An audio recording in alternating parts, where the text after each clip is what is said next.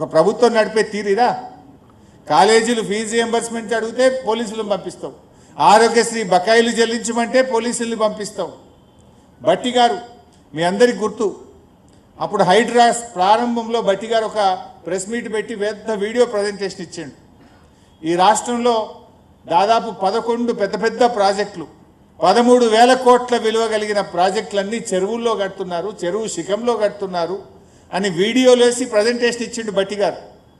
ఇవన్నీ కూడా ఆపేయాలన్నాడు. ఎంతటి వాడైనా ఎవడైనా ఎంత పెద్దోడైనా ఎవరికైనా హైడ్రా ఒక్కటే కూల్చేస్తామన్నాడు. మరి ఇప్పుడు భట్టి గారు ప్రెస్ మీట్ పెట్టి ఏడాది అర్థమైంది. భట్టి గారు ప్రెస్ మీటు బ్లాక్మెయిల్ సెటిల్మెంటు. ఇలా 11 ప్రాజెక్టుల గురించి మళ్ళీ మాట్లాడుతుండ్రా?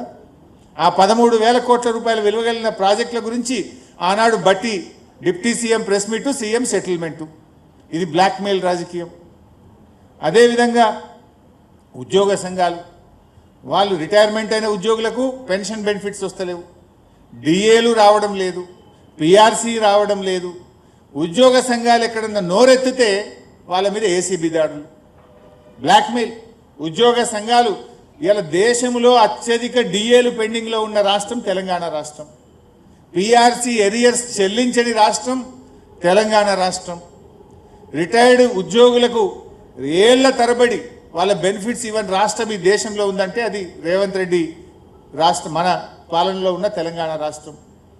ఈ రకంగా ఉద్యోగ సంఘాలు నోరెత్తితే ఏసీబీ దాడులు, బ్లాక్మెయిల్లు. అదేవిధంగా చివరికి ఇట్లా చెప్పుకుంటూ పోతే బ్లాక్మెయిల్ లిస్ట్ చాలా పెద్దది. చివరికి జూబ్లీ హిల్స్ ఎన్నికల్లో బీఆర్ఎస్ నాయకులను బ్లాక్మెయిల్ చేస్తుండు, జూబ్లీ హిల్స్ ఎన్నికల్లో ప్రజలను కూడా రేవంత్ రెడ్డి బ్లాక్మెయిల్ చేస్తుండు. Is a blackmailer. ఒక ముఖ్యమంత్రి 2 ఏళ్లలోనే నీ పని చేశాను, నా ప్రభుత్వం ఇంత మార్పు తెచ్చింది, ఇది మా గుణాత్మకమైన మీ జీవితాల్లో తెచ్చిన మార్పు అని ఓట్లు అడగాలి. కానీ రేవంత్ రెడ్డికి చేసిందేమీ లేదు, చెప్పుకోవడానికి అంతకంటే లేదు. కనుక అదే బ్లాక్మెయిల్ మైండ్ సెట్తో ఉన్న ఈ ముఖ్యమంత్రి ఇవాళ జూబ్లీ హిల్స్లో బీఆర్ఎస్ నాయకులను, నువ్వు బీఆర్ఎస్ నాయకులు కాంగ్రెస్లో చేరకపోతే నీ ఇల్లు కూలగొడతాం, నీ వ్యాపారాలు దెబ్బతీస్తాం, నిన్ను ఇంకేదో చేస్తాం అని ఇవాళ బీఆర్ఎస్ కార్యకర్తల మీద, నాయకులను వేధింపులకు గురి చేసే ప్రయత్నం చేస్తున్నాడు. చివరికి ప్రజలతో కూడా ఏమంటున్నాడు, మీరు కాంగ్రెస్ కోటేయకపోతే మీ రేషన్ షాప్ బంద్ అవుతుంది, మీ పెన్షన్ బంద్ అవుతుంది.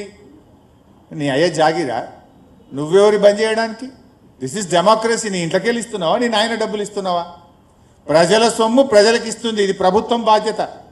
కానీ ఇలా ముఖ్యమంత్రి ఏంటంటే ఓటమి భయం పట్టుకున్నది, చెప్పుకోవడానికి ఏమీ లేదు. అందుకే ఇలా రేవంత్ రెడ్డి బ్లాక్మెయిల్కు పాల్పడతా ఉన్నాడు, ప్రజలను బెదిరించే ప్రయత్నం చేస్తూ ఉన్నాడు. ప్రజాస్వామ్యంలో బెదిరింపులకు తావులేదు, స్కీములు బంద్ చేస్తా అని చెప్పడానికి అవకాశం లేదు. ఇది కేవలం నీ ఓటమి భయంతో, ఫ్రస్ట్రేషన్తో ఇవాళ ముఖ్యమంత్రి గారు బ్లాక్మెయిల్కి పాల్పడతా ఉన్నాడు.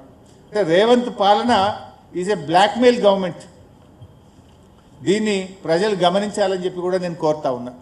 ఈ బ్లాక్మెయిలర్కు జూబ్లీ ప్రజలు గుణపాఠం చెప్పాలని చెప్పి కూడా నేను ఈ సందర్భంగా కోరుతా ఉన్నా. ఇకపోతే అన్ని అబద్ధాలే.